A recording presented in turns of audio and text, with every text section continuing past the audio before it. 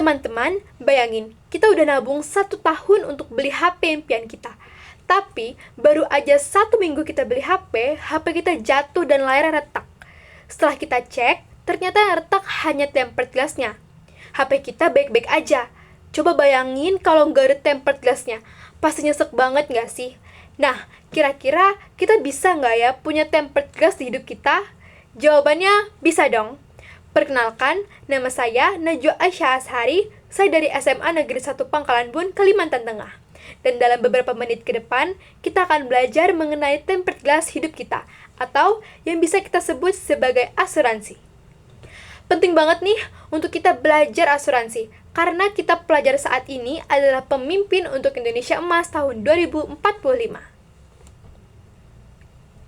Sebelumnya, teman-teman udah tahu belum sih asuransi itu apa? Secara sederhana, asuransi adalah sebuah perjanjian perlindungan. Di dalam perjanjian ini, ada dua pihak yang saling berkomitmen, yaitu perusahaan asuransi sebagai penanggung dan kita sebagai nasabah atau tertanggung. Nah, hubungan ini itu dibangun bukan sekedar transaksi, melainkan sebuah bentuk kerjasama untuk menghadapi ketidakpastian. Gimana sih cara kerjanya asuransi? Mekanismenya adalah dengan pengalihan resiko. Resiko seperti sakit, kecelakaan, atau kerugian harta benda itu bisa terjadi kapan saja tanpa ada kepastian. Karena resiko tersebut terlalu berat jika harus dipikul sendiri, maka kita memindahkan beban finansialnya kepada perusahaan asuransi. Lalu, sebagai imbalannya, kita membayar sejumlah dana yang dibayar rutin, yang disebut sebagai premi. Namun, ada satu hal yang sering kali disalahpahami oleh masyarakat. Dan ini adalah poin utama dari materi ini. Asuransi itu adalah transfer resiko, bukan tabungan. Berbeda dengan tabungan yang tujuannya untuk mengumpulkan uang dan bisa diambil kapan saja, asuransi adalah biaya proteksi. Kita membayar premi bukan untuk mendapatkan uang itu kembali, melainkan untuk membeli kepastian.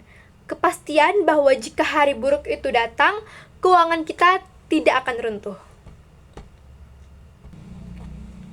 Nah, teman-teman, setelah kita lihat data tadi, mungkin ada yang mikir, kita kan masih muda, masih sehat, emang sepenting itu ya kita mikirin asuransi sekarang? Jawabannya adalah penting banget. Kenapa sih harus melek asuransi dari sekarang?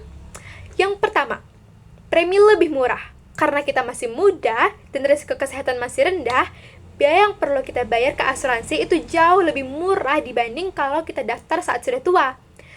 Kedua, perlindungan resiko finansial. Asuransi itu menjaga agar uang jajan atau uang tabungan yang kita kumpulkan tidak habis tiba-tiba kalau ada kejadian tak terduga, seperti sakit atau kecelakaan. Ketiga, peluang diterima lebih besar. Perusahaan asuransi itu melakukan seleksi resiko. Saat tubuh masih sehat dan fit, perusahaan asuransi jauh lebih mudah menyetujui permohonan perlindungan kita tanpa banyak syarat tambahan. Dan yang keempat, melindungi masa depan. Dengan asuransi, kita itu sedang membangun pondasi agar rencana masa depan dan mimpi-mimpi kita tidak hancur saat terjadi resiko finansial. Nih, sekarang kita akan belajar resiko dari membeli asuransi secara langsung melalui perbandingan. Bayangkan ada dua pelajar, si A melek asuransi dan si B tidak. Keduanya sama-sama hobi main bola, dan tiba-tiba keduanya cedera parah saat bertanding. Disinilah nasib mereka jadi berbeda jauh. Si B yang tanpa asuransi, dia harus mengalami kebocoran tabungan. Tabungan semesteran yang harusnya buat kuliah malah habis buat biaya rumah sakit. Orang tuanya pun jadi pusing mencari pinjaman sana-sini sampai terjebak utang. Dan ujung-ujungnya, kuliah si B jadi terhambat karena masalah biaya. Ini memicu beban psikologis mental yang berat buat dia dan keluarganya. Inilah yang kita sebut sebagai efek domino finansial. Sebaliknya, si A yang melek asuransi, dia bisa tetap tenang dan fokus pada pemulihan saja karena semua biaya pengobatan sudah di-cover oleh asuransi. Sehingga tabungannya tetap aman dan rencana masa depannya tetap on track. Teman-teman, setelah kita bahas manfaat untuk untuk diri sendiri, kenapa sih materi ini itu dihubungkan dengan cita-cita Indonesia Emas 2045? Indonesia Emas adalah tentang pertumbuhan, dan asuransi adalah tentang ketahanan. Indonesia Emas tahun 2045 bukan hanya tentang seberapa cepat ekonomi kita tumbuh, tetapi juga tentang seberapa kuat kita bertahan dari guncangan resiko melalui asuransi. Jadi untuk membangun Indonesia Emas tahun 2045, kita memerlukan keseimbangan antara pertumbuhan ekonomi dan ketahanan nasional. Maka dari itu, asuransi itu berperan untuk pertama, pilar ketahanan ekonomi nasional. Sebuah negara tidak akan bisa maju dengan stabil jika masyarakatnya itu masih rentan jatuh miskin setiap kali terkena musibah. Di sini asuransi berfungsi sebagai sistem pertahanan internal yang menjaga stabilitas ekonomi negara agar tidak goyah saat terjadi resiko finansial pada skala individu. Kedua, kemandirian finansial. Sebagai calon pemimpin, kita itu ditantang untuk mandiri dan tidak menjadi beban bagi sistem ekonomi bangsa ketika menghadapi resiko. Dengan mengelola resiko melalui asuransi, kita menunjukkan tanggung jawab strategis untuk menjaga agar rencana masa depan kita tetap berjalan demi mewujudkan Indonesia Emas tahun 2045. Jadi, asuransi itu bukan cuma soal diri sendiri, tapi juga soal bangsa ini. Bagaimana caranya Indonesia memiliki ketahanan ekonomi jika pemimpinnya tidak memiliki kemandirian finansial? Sekarang, saya akan memberikan beberapa contoh jenis asuransi yang relevan dengan pelajar. Pertama, ada asuransi kesehatan. Asuransi kesehatan menjamin biaya pengobatan saat kita jatuh sakit, sehingga tabungan pribadi tetap aman dan tidak terkuras habis. Kedua adalah asuransi pendidikan, di mana asuransi ini memberikan kepastian dana agar studi kita tetap berlanjut hingga jenjang tertinggi, meskipun terjadi risiko finansial pada orang tua kita. Ketiga, asuransi kecelakaan diri.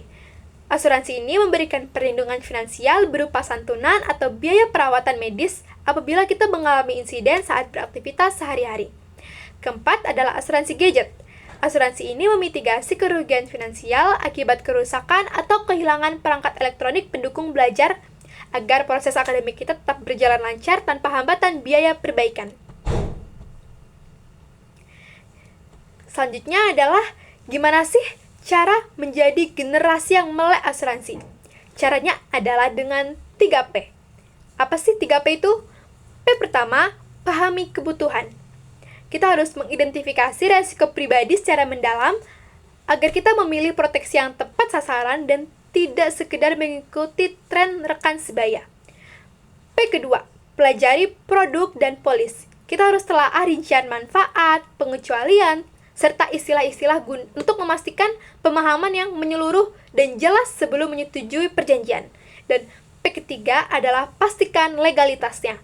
Gunakan prinsip 2L, yaitu legal dengan mengecek izin resmi perusahaan di OJK dan logis dengan memastikan manfaat yang ditawarkan masuk akal serta tidak mencurigakan. Jangan sampai kita semua membeli asuransi yang bodong.